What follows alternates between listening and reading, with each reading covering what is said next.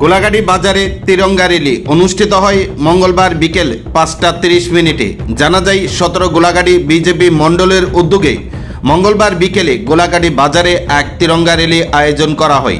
ভারতের প্রধানমন্ত্রী নরেন্দ্র মোদীজির আহ্বানে সাড়া দিয়ে 17 গোলাগাড়ি বিজেপি মণ্ডলের উদ্যোগে গোলাগাড়ি বাজারে এক তিরঙ্গা র্যালি আয়োজন করা হয়।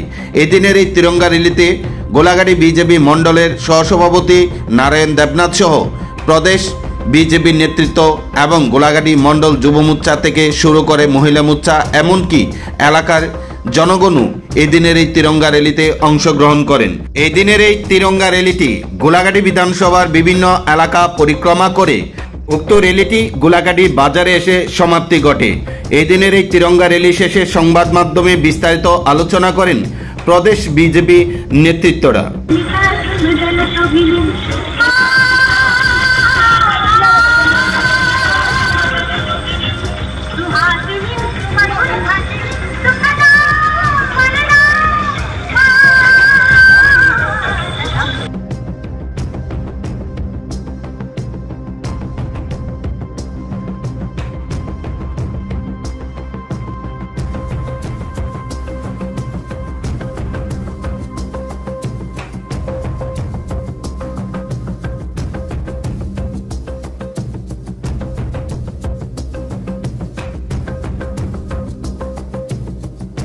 জয় মাতা, ভারত মাতা, জয় মাতা, ভারত মাতা। প্রোগ্রাম করতেছে ৭৮তম স্বাধীনতা দিবসকে সামনে রেখে আমাদের দেশের যশস্বী প্রধানমন্ত্রী নরেন্দ্র মোদীজির আহ্বানে সারা দেশব্যাপী 13 তারিখ থেকে শুরু হয়েছে হর ঘর তিরঙ্গার কর্মসূচি, যেটা 15 তারিখ অবধি চলবে।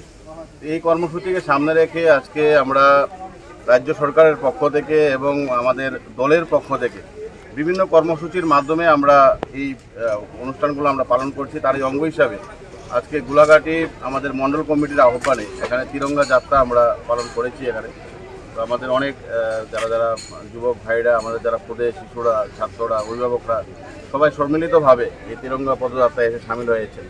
এই তিরঙ্গা পদযাত্রার একটাই উদ্দেশ্য যে আমাদের এই দেশকে স্বাধীন করার জন্য যারা শহীদ হয়েছিলেন, যারা আত্মবলিদান দিয়েছিলেন, তাদেরকে যাতে আমরা প্রতি বছর যাতে স্মরণ করতে পারি, ঠিক তেমনইভাবে এখনও দেশকে অক্ষুণ্ণ রাখার জন্য, সার্বভৌমত্বকে রক্ষা করার জন্য যারা লড়াই করছেন তাদের প্রতি যাতে আমরা তাদের পক্ষে যাতে আমরা দাঁড়াতে পারি, সেই লক্ষ্যেই প্রধানমন্ত্রীর আহ্বানে এই কর্মসূচি। তো আমরা বিশ্বাস করি আমাদের দেশের যশস্বী প্রধানমন্ত্রী নরেন্দ্র মোদীজি এই দেশকে যেভাবে এক ভারত শ্রেষ্ঠ ভারত করার সংকল্প নিয়েছেন, ঠিক তেমনইভাবে আমাদের প্রদেশের জনপ্রিয় মুখ্যমন্ত্রী প্রফেসর ডক্টর মানিক সাহা মহোদয় এই ত্রিপুরা রাজ্যকে এক ত্রিপুরা শ্রেষ্ঠ ত্রিপুরা করার আহ্বান রেখেছেন। তো আমরা এই ধরনের বিভিন্ন সামাজিক অনুষ্ঠানের মাধ্যমে আমরা আমাদের আগামী দিনে আমরা এই দেশকে এবং এই প্রদেশকে এগিয়ে নিয়ে যেতে পারবো বলে আমরা মনে করি।